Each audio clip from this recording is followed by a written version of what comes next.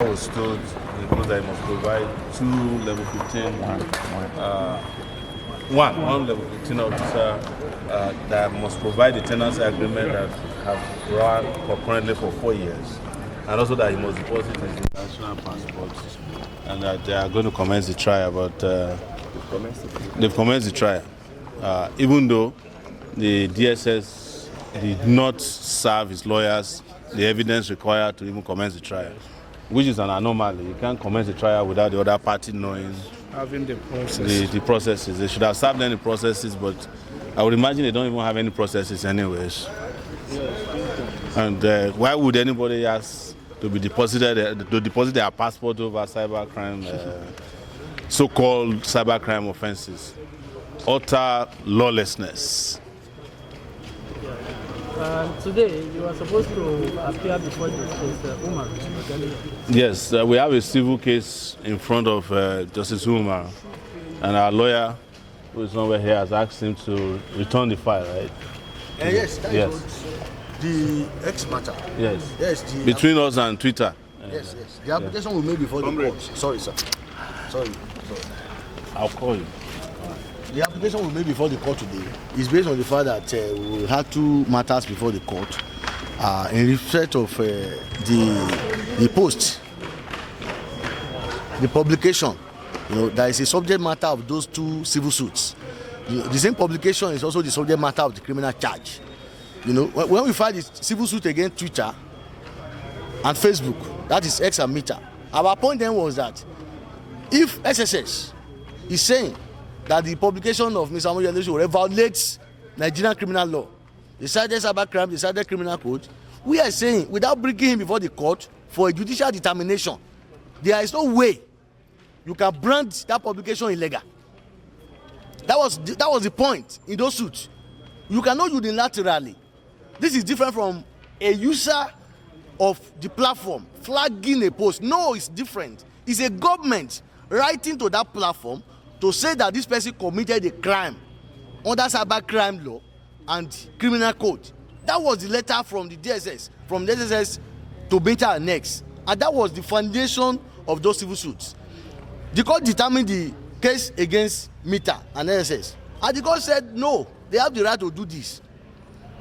The court said that there is no breach of right of fair hearing, there is no breach of right of freedom of association, there is no breach of right of freedom of expression, that they can do this. And there is still a pending matter, a sister matter on the same publication, against the same persons, on the same issues, on the same constitutional provision, against X. And our application is to defend that. Look, having determined that matter, having made those evaluative findings and pronouncements, the court cannot look at this case with new trial. We're asking the court to disqualify and send the file to the chief registrar. Yes. That was what happened today. And in vindication to our position, there is a criminal charge pending. And that was what we said then. Before you can say this post is illegal, yes, under all of these laws you are citing, why don't you go before the court? The letter came before the court to file a charge, and that charge has not been determined, to show that that branding of it as illegal ordinarily has been overtaken by events. We want the court to look at it neutrally from the angle of the fact that what you have said is that this post is illegal under the cybercrime law, under the criminal code, and we are saying you can't do that unilaterally, you must come to court. We filed a case. Later you came to court to ask the court to make it illegal. The charge has not been determined. Yes. So what are we now saying?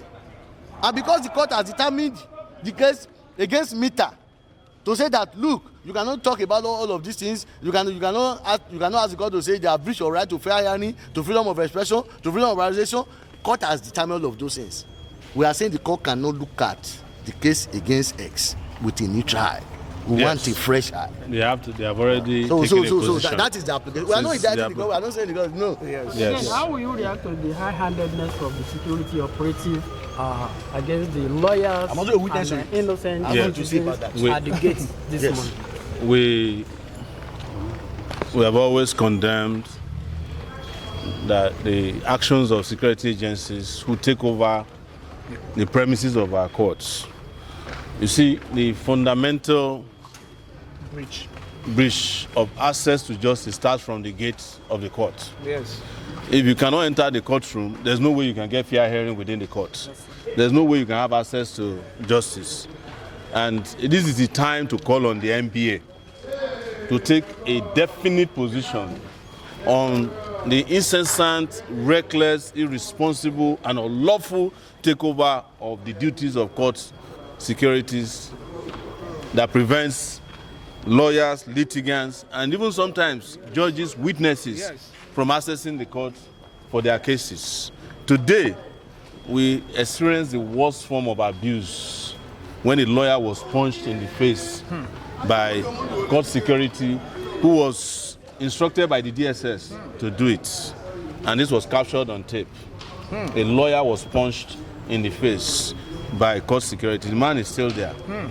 So there is no way everybody that has a case in this courtroom comes to block the gate of the court. If it's the EFCC, they block the entrance of the court. If it's the police, they block the entrance of the court. If it's the DSS is the most reckless in this manner. They take over the premises of the court at will. Not only do they take, even if they are using just one courtroom, they will block the entire court and they will block the entrance of the court where they have a case. There's no way anybody can get justice in a court where the DSS has already taken over the premises of the court. I don't know why lawyers participate in this charade. And that is why the Nigerian Bar Association, who interestingly has been a little active these days, should make a position known on this matter. They should not wait until election season before they become activists. They should take a position that except these hooligans stop taking over court premises, they will not participate in litigation. It's as simple as that. Supreme Court justices in Pakistan at the time protested against the government when they were violating the sanctity of their courtrooms, and they had to stop. So why is it that you allow this to happen here? And you justify it by saying that, oh, it is because we suspect that some people are coming to court to cause mayhem. You are the ones causing mayhem within the premises of the court. You are the ones abducting people, beating up lawyers. Even today, when El-Rufai was leaving court after he was granted bail, they still try to prevent us from even saying hello to him, how is prison? You know, we had a whole altercation around that. This must stop, and it must stop now. Yes, definitely. And we have lawyers. One of the lawyer that was punched is actually a lawyer of mine. You know, I don't think he's here. He must have gone to treat his injury. Yes, he's not seen his injury. Unthinkable what happened today. It's sad, yes. Well, Mr. Sowore, President Bola Tinubu administration will complete 3 years in few months. So I have something to say about this blocking of court. Yes. Yes, we need to.